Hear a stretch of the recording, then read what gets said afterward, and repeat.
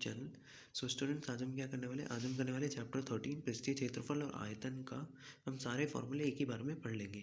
ठीक है, ये सिर्फ इंट्रोडक्शन वीडियो है, इसके बाद हम एक्सरसाइज भी डालेंगे। पर उससे पहले अगर आप ये वीडियो के साथ साथ लिख रहे हैं तो वो सही है, नहीं तो आप ध्यान से सुनेंगे, जितने भी टाइम लगेगा इस वीडियो में ध्यान से सुन लेंगे तो आपको सीधे सारे फॉर्मूले एक बार रिवाइज हो जाएंगे। और अगर आप लिख के अपने से रिवाइज कर सकें तो, क्योंकि ये फॉर्मूलेज जो हैं वो आप चैप्टर में पूरे थ्रू आउट द चैप्टर आप यूज़ करेंगे। ठीक है, तो हम सबसे पहले पुराने फॉर्मूले पे आते हैं। सबसे पहले आपको मैं एक बात बता देता हूँ, पृष्ठीय क्षेत्रफल और क्षेत्रफल में क्या डिफरेंस होता है। तो जो चीज़ें 2D होती हैं, जिनमें हमारी या फिर दो ही हैं, लंबाई और चौड़ाई, तो मैं कहूँगा कि उनका सिर्फ हम क्षेत्रफल निकाल सकते हैं। जैसे पेपर में मैंने सर्कल बनाया तो इसका हम क्षेत्रफल निकाल सकते हैं। पृष्ठीय क्षेत्रफल क्या होता है, अगर चीज़ें 3D हैं, मैं अभी पृष्ठीय क्षेत्रफल पे आऊँगा तो क्लियर करते हुए चलूँगा। अभी हम थोड़ा जो पुरानी हमने पढ़ी है उनके क्षेत्रफल निकाल लेते हैं। तो सबसे पहले हम क्षेत्रफल निकालेंगे त्रिभुज का। देखो, आपको पता है कि त्रिभुज का जो क्षेत्रफल होता है वो हमने अपने वो चैप्टर 12 में हेरोन्स फॉर्मूला से भी पढ़ा था। बट आपको एक और बात पता होनी चाहिए, जो कि आपने बहुत ही 7th 8th 6th 7th से बता दिया जाता है, जिसमें आता है कि क्षेत्रफल जो त्रिभुज का होता है वो होता है half into base into height. अब देखिए, हिंदी में इसे क्या बोलते हैं, मैं वो दोनों भी लिख देता हूँ।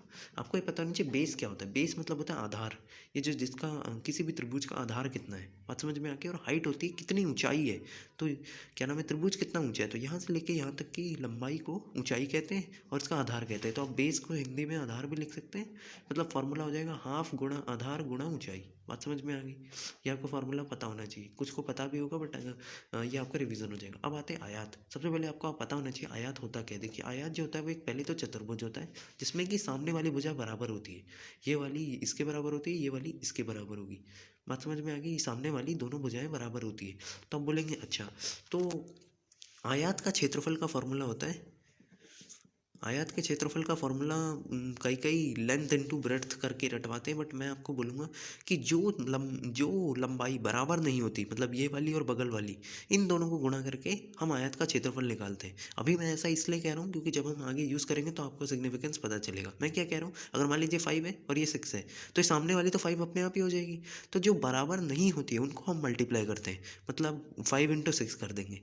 ठीक है, तो मैं वैसे तो L इंटू बी कर लिख लेता हूँ, बट आपको ये याद रखना है जो बराबर नहीं होती, मतलब बगल वाली जो है एडजेसेंट साइड्स को मल्टीप्लाई करना पड़ता है। बात क्लियर है। अब आते हैं वर्ग। वर्ग जो होता है वो आयत का, आपको पता है आयत में सामने वाली भुजा बराबर होती है और क्या नाम है, साइड वाली भुजा बराबर नहीं होती, पर वर्ग में सारी भुजाएं बराबर होती है। बात समझ में आ गई, मतलब ये अगर ए है तो ये सारी ए हो जाएगी। बात समझ में आ गई। अब इसमें क्या होता है, इसका सीधा फॉर्मूला होता है क्षेत्रफल का। इसे भी हम वैसे तो इसका ए स्क्वायर सीधा वो करवा देते हैं, बट मैं आपको पता है कि इसमें ना जो सामने वाली जो बगल वाली दो भुजाएं होती है ए इंटू ए, उससे याद रख सकते हैं। ए इंटू ए कर दोगे तो ए स्क्वायर आ जाएगा, और वैसे ही इसमें भी एल इंटू बी कर दोगे तो क्षेत्रफल आ जाएगा। बात समझ में आ गई, मतलब बगल वाली भुजाओं को गुणा ही क्षेत्रफल कहलाता है।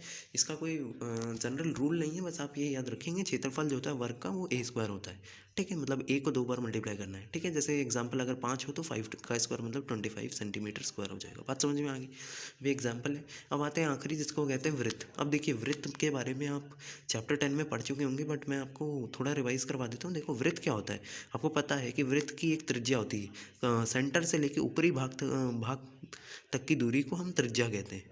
तो वृत्त की त्रिज्या होती है। अब आपको सबसे पहले वृत्त का वो पता होना चाहिए, क्या नाम है, क्षेत्रफल पता होना चाहिए। इसका क्षेत्रफल जो होता है वो होता है पाई आर स्क्वायर। अब इसमें आर जो होती है वो त्रिज्या होती है, मतलब इसका कहना है कि पाई मल्टीप्लाई त्रिज्या का स्क्वायर। ठीक है, इसे हम क्षेत्रफल कहेंगे, ये आपको पता होना चाहिए। इसके साथ इसका परिमाप भी इंपॉर्टेंट होता है। परिमाप और सबका आप निकाल लेंगे इजीली, इसीलिए मैंने बताया नहीं था। वृत्त का परिमाप जो होता है वो 2 पाई आर होता है, ये आपको पता होना चाहिए। दोनों बातें बहुत इंपॉर्टेंट है। परिमाप वृत्त का 2 पाई आर होगा, क्षेत्रफल पाई आर स्क्वायर होगा, ये आपको पता होना चाहिए। ठीक है, इसमें आर जो होता है वो त्रिज्या होती है। ठीक है, आर जो होती है त्रिज्या, त्रिज्या मतलब सेंटर से फेरी फेरी, मतलब सर्कल के ऊपरी भाग की दूरी को त्रिज्या कहते हैं। बात क्लियर है, कोई दिक्कत नहीं। तो अभी हमने 4 फॉर्मूले रिवाइज किए, हम थोड़ा सा आगे बढ़ते हैं।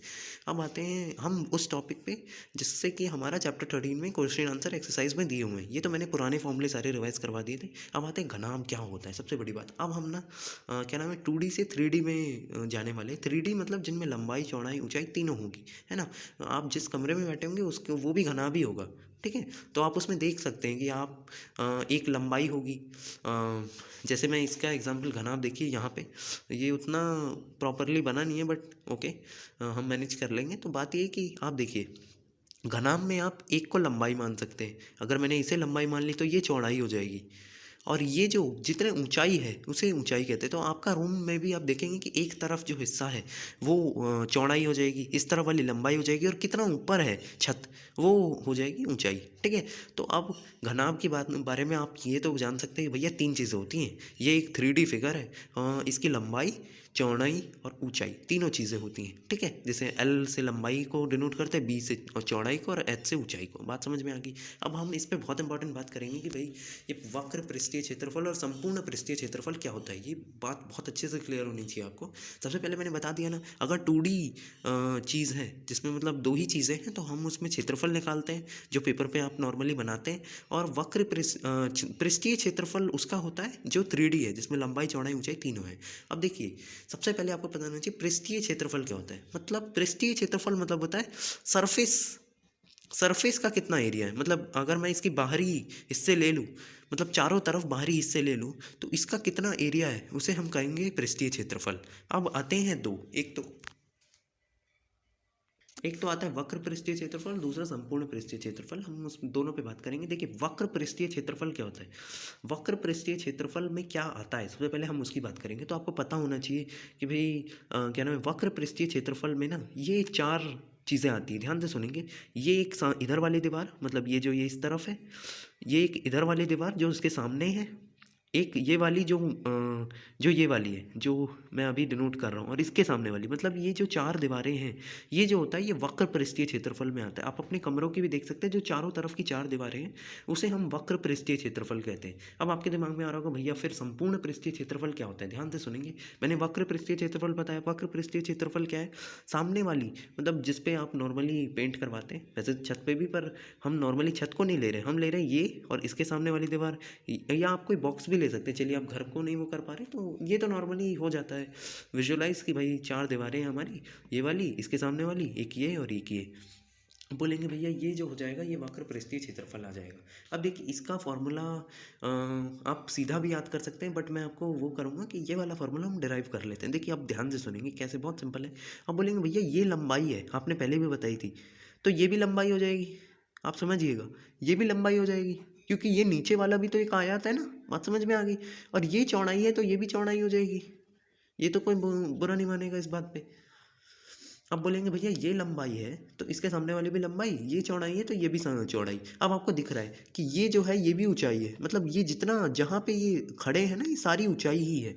तो अब हम क्या करेंगे, हम सबसे पहले इसका एरिया निकालेंगे। हमें तो चारों दीवारों का ही चाहिए ना, 1 2 3, नीचे वाली नहीं, 1 2 3 और 4 जो आगे की तरफ है, आपकी तरफ है, अभी स्क्रीन की तरफ है। तो चारों दीवारों का एरिया कैसे निकलता है, उसमें सबसे पहले आप बोलेंगे भैया ध्यान से सुनेंगे, मैं इसको वो करके एक बार यहाँ बना लेता हूँ। अब बोलेंगे भैया इसकी एक तरफ तो B है और इस तरफ H है, तो इसका एरिया B इंटू H हो जाएगा। क्यों होगा, क्योंकि भैया ये भी तो एक आयत है, और आयत में मैंने आपसे बोला था कि जो साइड बराबर नहीं होती वहीं उसका क्षेत्रफल होता है, उन दोनों को गुणा करना होता है। तो B इंटू H एक का क्षेत्रफल हो गया। अब आपको एक बात और नोटिस करेंगे कि ऐसे सामने एक और दीवार है, एक ये वाली और एक सामने वाली, तो आप बोलेंगे 2 बार B इंटू H हो गया। तो वक्र पृष्ठीय क्षेत्रफल में मैं 2 बार B इंटू H लिख दूंगा, कोई परेशानी समस्या नहीं है। अब देखिए, अब बोलेंगे भैया ये दोनों दीवारों का तो आ गया, अब एक ये जो आपकी स्क्रीन की तरफ है और एक उस तरफ है जो मतलब ये वाली, इन दोनों का ले आते हैं। तो हम जो हमें विजिबल है उसकी बात करेंगे, मतलब उधर वाली की बात करेंगे, फिर 2 से मल्टीप्लाई करके स्क्रीन वाले को भी कर देंगे। मतलब 2 से क्यों मल्टीप्लाई, वो क्लियर है ना, 2 दीवारें हैं ऐसी, बात समझ में आ गई ना, ठीक है। अब बोलेंगे देखिए, अब इसमें ये ऊंचाई तो ये रहेगी, साथ में ये लंबाई आ जाएगी, है ना, क्योंकि इसमें ये ऊंचाई हो जाएगी, ये लंबाई हो जाएगी। आपको पता है ना, जो बराबर नहीं होती उन दोनों को गुणा करते किसी भी आयत का एरिया निकालने के लिए, तो L इंटू H हो जाएगा। और ऐसी 2 दीवारें हैं, एक तो ये वाली और एक सामने जो आपकी स्क्रीन पे है, ठीक है। अब ये बॉक्स से आप विजुअलाइज कर सकते हैं कि बॉक्स में 4 दीवारें होती हैं, ओके। तो आप बोलेंगे भैया प्लस कर दो, 2 मल्टीप्लाई L इंटू H, ठीक है। अब इसी को बुक्स में लिखा रहता है, मैं सीधा फॉर्मूला लिख देता हूँ, बुक्स में लिखा रहता है 2 into L plus B multiply H, और ये आप रट लेते हैं, ठीक है। आप इसे याद, मैं ये नहीं प्रेफर करूँगा कि आप इसे ना याद करें, ज़रूर याद करें, बट समझ के याद करें, ठीक है। अब देखिए क्वेश्चन में ना कभी कभी ये भी बोल दिया जाता है कि मान लीजिए, ध्यान से सुनेंगे, मान लीजिए कि हमें चारों दीवारों का, तो ये तो वक्र पृष्ठीय क्षेत्रफल है, पर अगर बोल दिया कि फ्लोर भी इंक्लूड करना है, मतलब नीचे जिस जमीन पे जहाँ पे आपका वो होगा ना, नीचे फ्लोर होगी, तो अगर फ्लोर इंक्लूड करना है तो उसमें एल इंटू बी एक्स्ट्रा करना पड़ेगा। ये तो बात समझ में आ रही है? हाँ भैया, ये बात तो सही है। और ये फ्लोर है तो यहाँ छत भी होगी, छत आपके घर की छत, जो छत वाला हिस्सा है, इसका भी एरिया होगा। और आपको पता है ये लंबाई है तो ये भी लंबाई हो जाएगी, और ये भी चौड़ाई हो जाएगी। कोई बुरा तो नहीं मानेगा? नहीं, है ना? क्लियर है मैं क्या कहना चाह रहा हूँ?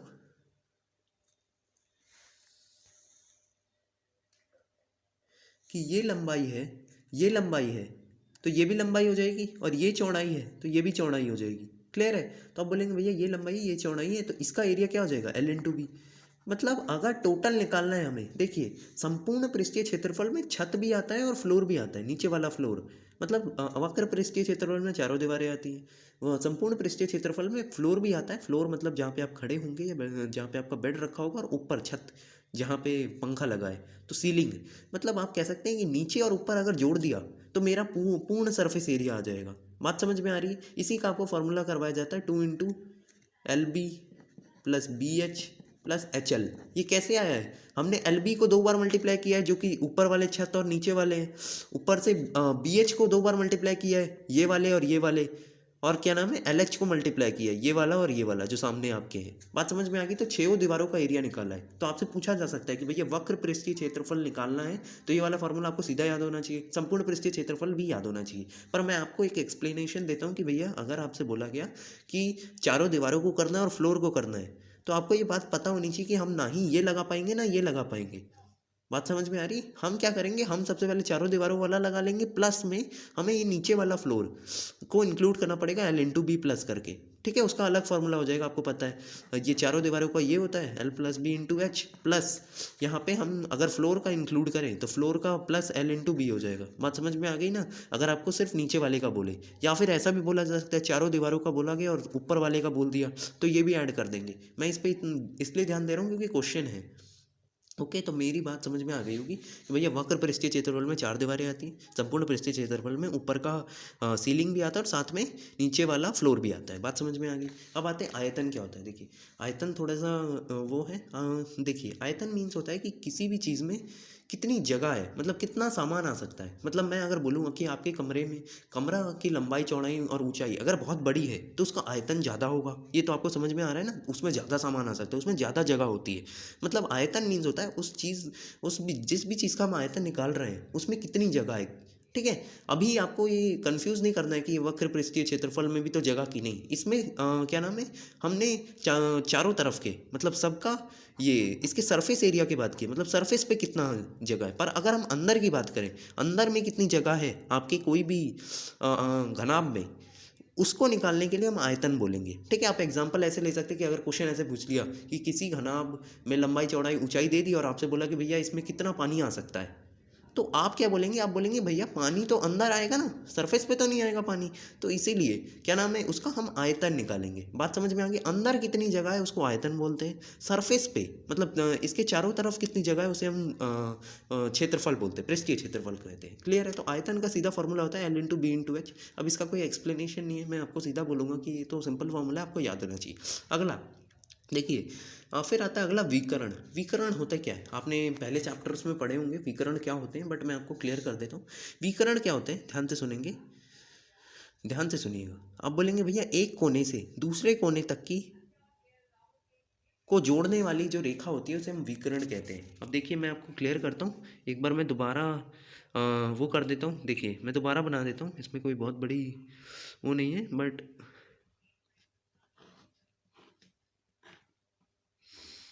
ओके सही नहीं बना, but yes fine we can manage. तो अच्छा नहीं बना but yes we can manage it.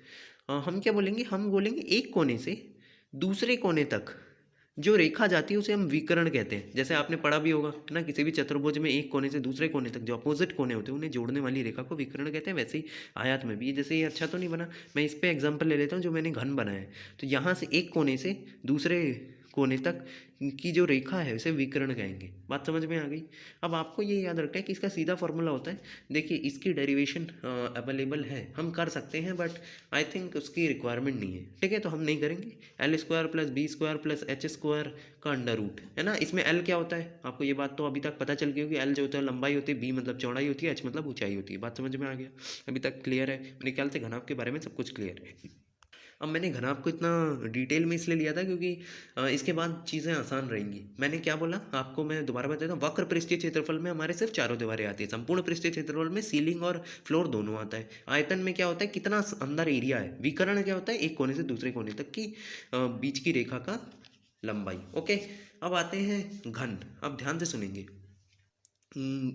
देखिए घनाभ में आपको पता है कि लंबाई, चौड़ाई और ऊंचाई 3 चीज़ें होती हैं। घन में भी वो सेम होता है, बट ये जो जब तीनों चीज़ें बराबर हो जाए, मतलब मान लीजिए लंबाई भी ए है, चौड़ाई भी ए है और ऊंचाई भी ए है। अच्छा, मैंने पहले ऊंचाई देख लिया, तो ये ऊंचाई ए है, चौड़ाई ए है और लंबाई भी ए है, मतलब सब कुछ ए है, सब कुछ बराबर है। ए ही नहीं होगा, बराबर होगा, तो मैं बोलूँगा वो घन है। बात समझ में आ गई। अगर इसमें ध्यान से सुनेंगे, अगर इसमें लंबाई, चौड़ाई और ऊंचाई तीनों सेम हो जाए, कुछ भी हो जाए, 5, 6 जो भी कोई वैल्यू हो जाए सेम, तो मैं कहूँगा वो घन है। अब मेरी बात ध्यान से सुनना।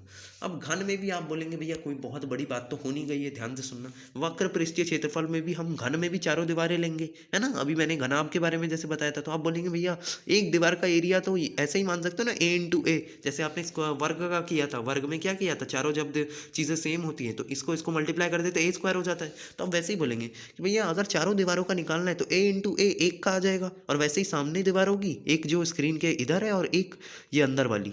मेरे ख्याल से क्लियर है ना। तो आप बोलेंगे भैया 4 दीवारों का एरिया वक्र पृष्ठीय क्षेत्रफल 4a स्क्वायर हो जाएगा, क्योंकि एक का a स्क्वायर है तो 4 का 4a स्क्वायर हो जाएगी, कॉमन सेंस। अब संपूर्ण पृष्ठीय क्षेत्रफल में मैंने बताया था ना, संपूर्ण में क्या आता है, एक तो सीलिंग आ जाती है, साथ में फ्लोर भी आ जाता है।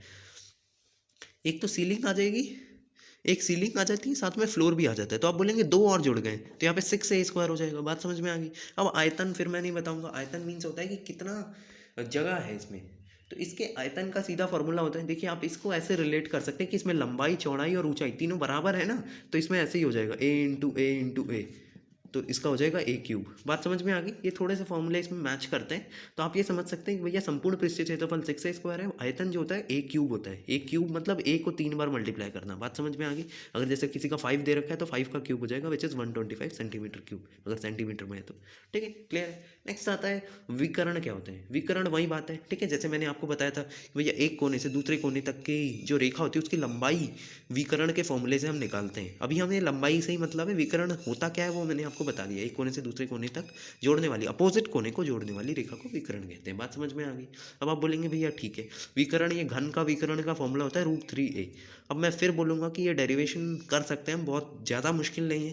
मैं आपको जल्दी में बता भी देता हूँ, नहीं तो देखिए सबसे पहले हम बोलेंगे भैया ये ए है, ये ए है, तो ये √2a हो जाएगा। कुछ बच्चे समझ पा रहे होंगे क्योंकि ये 90 डिग्री है, ठीक है। अब और फिर ये √2a और ये दूरी को हमें निकालना है, और ये हमारा a है, तो √2a और a में पाइथागोरस थ्योरम लगाएंगे तो ये √3a आ जाएगा, ठीक है। वैसे ही आप वो भी निकाल सकते थे, बट अभी हमें एग्जाम पॉइंट ऑफ व्यू से और एग्जाम में जो आएगा उसमें आपको सीधा फार्मूला पता होना चाहिए। विकर्ण घन का √3a होता है और इसका l square plus B square plus H square होता है। बात समझ में आ गई, कोई दिक्कत नहीं। अब देखिए इसको भी आप रिलेट कर सकते हैं। इसमें l, b और h तीनों a होते हैं, तो a square plus a square plus a square, यहाँ पे 3a स्क्वायर हो गया अंडर रूट, तो आपको दिख रहा होगा 3a स्क्वायर अंडर रूट हो जाएगा, तो यहाँ पे अंडर √3a आ जाएगा, क्योंकि 3 का रूट हो जाएगा और a स्क्वायर का a हो जाएगा। तो वैसे ही है, देखिए इन दोनों के फॉर्मूले काफ़ी मैच करते हैं, तो आप इनको एक दूसरे से याद रख सकते हैं। बात समझ में आ गई। घनाभ घन क्लियर है। अब हम नेक्स्ट पे चलते हैं। नेक्स्ट है शंकु। अब देखिए आपको पता होना चाहिए शंकु क्या होता है। जो आइसक्रीम कोन जो होता है ना, आइसक्रीम कोन जो होता है इसे शंकु कहते हैं, ठीक है। अब आपको ये आपने काफ़ी ज़्यादा वो किया होगा, है ना, क्या नाम है, जो कोन होती है उसे हिंदी में शंकु कहते हैं, ठीक है। अब आपको ये समझना है कि शंकु का भी हम वक्र पृष्ठीय क्षेत्रफल, वैसे ही संपूर्ण पृष्ठीय क्षेत्रफल, फिर आयतन और फिर त्रियक ऊंचाई की मैं बात करूंगा, ठीक है। अभी हम एक बार शंकु बना लेते हैं, फटाफट से देख लेते हैं क्या क्या होता है इसमें। पहले हम टर्म्स समझेंगे और उसके बाद फिर हम बात करेंगे क्या क्या है। अब ध्यान से सुनना। देखिए आपको पता है कि यहाँ पे ऊपर एक गोल का पार्ट होता है ना, आपने आइसक्रीम तो खाई होगी तो आपको पता होगा, ये यहाँ पे एक सर्कल वृत्त आकार का पार्ट होता है, इसका एक त्रिज्या होगी, है ना, सेंटर से कोने तक की दूरी को त्रिज्या कहते हैं। तो आप बोलोगे भैया इसकी त्रिज्या अगर मैं r मान लूँ, अब मेरी बात ध्यान से सुनो। अच्छा, आपको पता है सेंटर से यहाँ तक की ऊंचाई भी होगी, तो इस ऊंचाई को हम h कहते हैं। बात समझ में आ गई।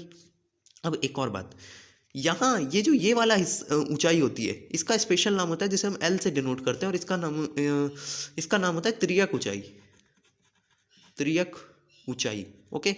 तो आप बोलेंगे भैया इसमें 3 टर्म्स होती है। एक तो ये होता है कि भैया एक तो त्रिज्या होती है, जो सिंपल है सर्कल है तो त्रिज्या होगी, h जो है वो हमारी ऊंचाई है, और l जो है वो त्रियक ऊंचाई है। बात समझ में आ गई। अब हम आते हैं वक्र पृष्ठीय क्षेत्रफल में क्या क्या आता है। मेरी बात ध्यान से सुनना।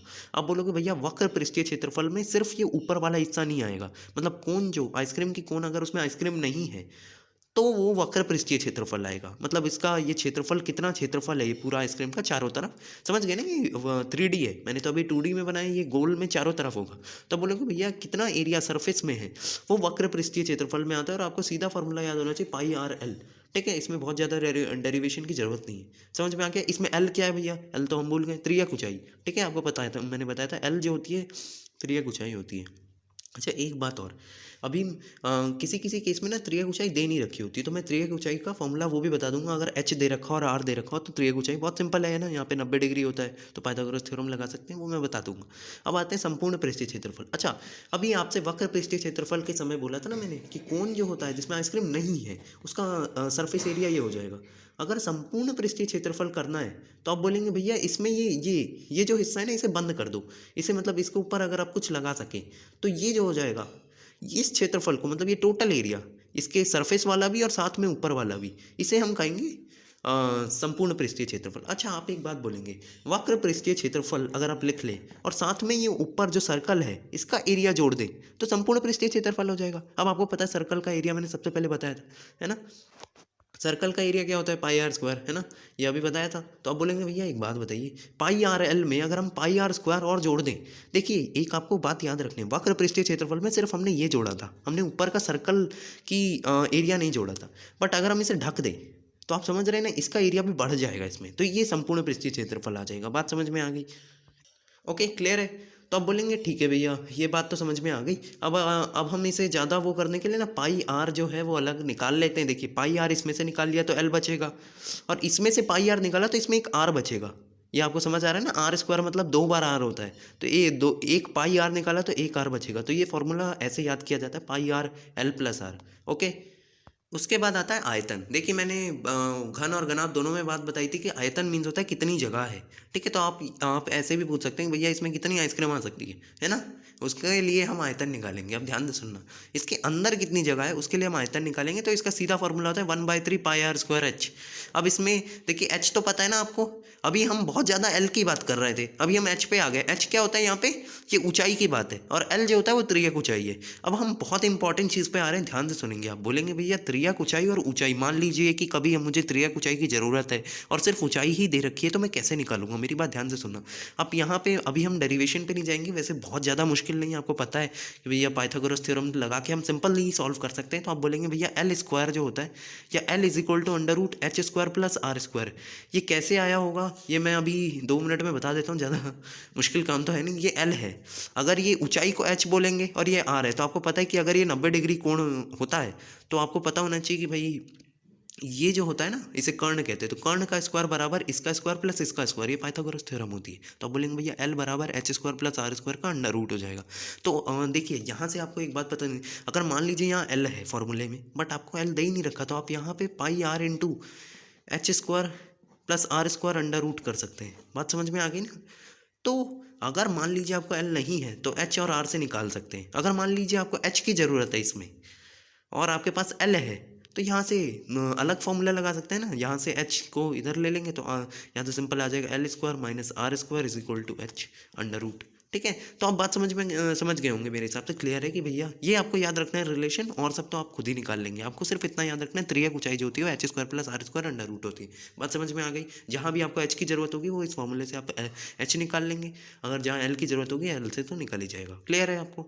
ठीक है। तो ये सब फॉर्मूले आपको पता होने चाहिए। ये आप ना ही याद रखें, सिर्फ आपको पाई आर एल पता हो, pi R multiply L plus R पता हो, आयतन का formula 1/3 pi R square H पता हो, और त्रिज्या ऊंचाई आपको क्लियर होनी चाहिए। ठीक है, ये जरूर याद होना चाहिए, ये बहुत इंपॉर्टेंट है। ओके, नेक्स्ट आते हैं गोला।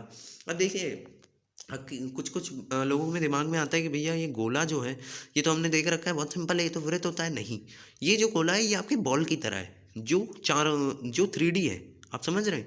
वो गोला वैसा नहीं है। इसमें ऐसा गोला नहीं है कि भाई जो हम सर्कल बनाते हैं, है ना, उसमें उसकी वो नहीं होती है। बट यहाँ पे ये जो गोला है ये 3D है। ठीक है, जैसे आपकी बॉल होती है ना। तो अब इसमें देखिए, एक अच्छी बात इसमें है कि आपको एक फॉर्मूला कम याद करना पड़ेगा, बट ऐसा नहीं है। अब इसका भी एक बहुत अच्छा लॉजिक है कि भैया इसमें संपूर्ण पृष्ठीय क्षेत्रफल ही निकल सकता है, वक्र पृष्ठीय क्षेत्रफल निकल नहीं सकता, क्योंकि भैया ये पूरी सॉलिड होती है बाहर से, है ना। अब इसमें वक्र पृष्ठीय क्षेत्रफल क्या ही निकालेंगे आप। तो इसका सीधा फॉर्मूला होता है 4πr²। अच्छा, अब कुछ बच्चे बोलेंगे भैया आर क्या है, तो आर जो होती है वहाँ पे उसे त्रिज्या कहते हैं। त्रिज्या तो आपको पता है ना, त्रिज्या क्या होती है भैया, सेंटर से कोने तक की दूरी को त्रिज्या कहते हैं। अभी तो मैंने ये सर्कल बना दिया, इसे सर्कल गलती से भी ना समझे, ये चारों तरफ का बॉल है, आपको पता होना चाहिए। तो बॉल के सेंटर से जहाँ से आप बॉल को पकड़ते हैं वहाँ तक की दूरी को आप कहते हैं त्रिज्या। ठीक है, तो इसका सीधा फॉर्मूला होता है 4πr²। अब बोलेंगे भैया आयतन क्या होता है, तो मान लीजिए आपने बॉल या मतलब कोई ऐसी चीज़, उसमें कितना पानी भरा जा सकता है। बात यह है अगर ऐसा क्वेश्चन आ जाए, ठीक है, वैसे तो नॉर्मली ऐसा नहीं आता, बट मैं आपको नॉर्मली बता रहा हूँ कि किसी भी चीज़ के अंदर कितनी जगह है उसको हम आयतन से डिनोट करते हैं। बात समझ में आ गई। तो आप बोलेंगे भैया गोले का आयतन जो होता है वो हमें पता होना चाहिए, तो उसका आता है 4/3 πr³। अब ये सीधा सीधा आपको याद रखना है, इसमें कोई बहुत ज़्यादा वो नहीं करना है। ठीक है, 4/3 πr³। और इसमें आर फिर बता दूं मैं, त्रिज्या होती है। ठीक है, तो ये आपको पता होना चाहिए। समझ में आ गया। इसमें क्यों वक्र पृष्ठीय क्षेत्रफल नहीं है वो भी क्लियर है, क्योंकि भैया इसमें तो पूरा ही सॉलिड है ना। यहाँ वक्र पृष्ठीय क्षेत्रफल क्यों पॉसिबल था, क्योंकि हम ऊपर वाला एरिया नहीं ले रहे थे। बात समझ में आ गई। अब आते हैं अर्धगोला। देखिए ये अर्धगोला को आप कटोरी से समझ सकते हैं, आपके घर में भी बहुत सारी कटोरी होगी, है ना, ऑब्वियसली, तो आप इसे यूज़ कर सकते हैं। अच्छा, इसे अर्धगोला ही क्यों बोला जाता है, अगर मान लीजिए आप देख भी लीजिएगा यूज़ करके कि अगर दो कटोरियों को जोड़ दिया जाए तो पूरा सर्कल बन जाता है, मतलब पूरा गोला बन जाता है। ये आप देखेंगे आजकल तो नए नए डिज़ाइन की आ रही है, बट हम नॉर्मली जो दो कटोरियों को जोड़ देते हैं, अगर वो सेम उसकी है तो पूरा गोला बनाती है, तो इसीलिए अर्धगोला कहते हैं। अब बात आप समझेंगे, अर्धगोला जो है, आप फिर वही बोलेंगे कि भैया अगर इसका वक्र पृष्ठीय क्षेत्रफल है तो मैं इसका ढक्कन नहीं लूंगा, है ना। अगर ढक्कन नहीं लूंगा तो वक्र पृष्ठीय क्षेत्रफल आ जाएगा। और इसका सीधा सीधा आपको फॉर्मूला याद रखना है। इसका सीधा सीधा फॉर्मूला याद करना है, क्या होता है फॉर्मूला 2πr²। ठीक है, अब एक बात बताइए, कॉमन सेंस कहता है कि भैया अगर हमें संपूर्ण पृष्ठीय क्षेत्रफल लेना है तो हमें इसके जो ऊपर ढक्कन है वो भी लेना पड़ेगा, और उसका एरिया आपको पता है, ये एक सर्कल है ना, कटोरी आपने देखा होगा, जो ऊपर वाला हिस्सा होता है वो सर्कल होता है, और सर्कल का एरिया आपको पता है πr² होता है। ये तो मैंने पहले भी बताया था। तो आप इसमें πr² जोड़ देंगे तो आपका टोटल आ जाएगा ना। तो इसमें इसका फॉर्मूला होता है 2πr² + πr²। क्यों, क्योंकि हमने ऊपर वाला भी एरिया ले लिया, तो ये टोटल हो जाता है 3πr²। क्लियर है, कोई दिक्कत नहीं। तो आपको ऐसे याद रखना है, वक्र पृष्ठीय क्षेत्रफल 2πr² होता है, संपूर्ण पृष्ठीय क्षेत्रफल 3πr² होता है। क्लियर है आपको। अर्धगोले में बात समझ में आ गई ना। वक्र पृष्ठीय क्षेत्रफल में सिर्फ हम ऊपर वाला हिस्सा नहीं लेंगे, नीचे सिर्फ हम उसकी सरफेस लेंगे। आप कटोरी से जान सकते हैं ना, कटोरी यूज़ कर सकते हैं। और अगर उसके ऊपर वाला हिस्सा भी ले लिया गया तो हम बोलेंगे भैया इसको संपूर्ण पृष्ठीय क्षेत्रफल कहते हैं। क्लियर है। अब आते हैं हम आखिरी पे, जिसको कहते हैं आयतन। देखिए आयतन शायद मैंने बता दिया है, आयतन मैंने बार बार बताया कि भैया आयतन क्या होता है।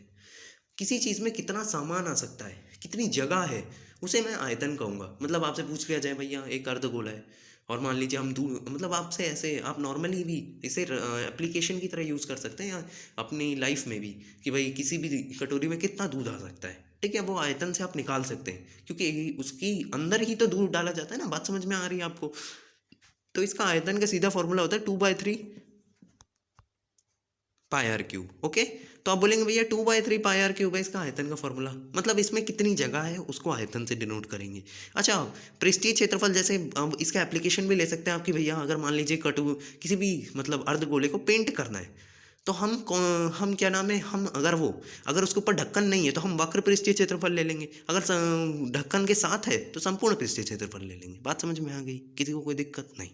ओके, अब हम आते हैं एक दो हमारे बच्चे थोड़ा फास्ट करते हैं। ओके, आखिरी टॉपिक है बेलन। देखिए ये मम्मी वाला बेलन नहीं, आप ये सिलेंडर है, ठीक है।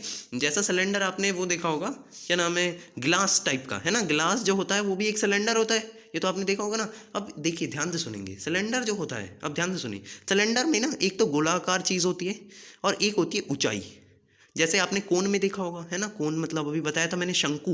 तो जैसे इसमें भी यहाँ से इस कोने से यहाँ भी एक गोला होता है, आपको पता है। तो इस सेंटर से, इसके सेंटर से इस सेंटर तक की दूरी को ऊंचाई कह देंगे, आपको पता चल गया होगा। हाँ भैया, एक और बात, इसमें दो गोले हैं, एक तो ऊपर वाला और एक नीचे वाला, है ना। गिलास में भी अगर आपके पास सिमेट्रिकल गिलास हो तो दोनों गोले बराबर होने चाहिए, तब तो हम गिलास को सिमेट्रिकल कह देंगे।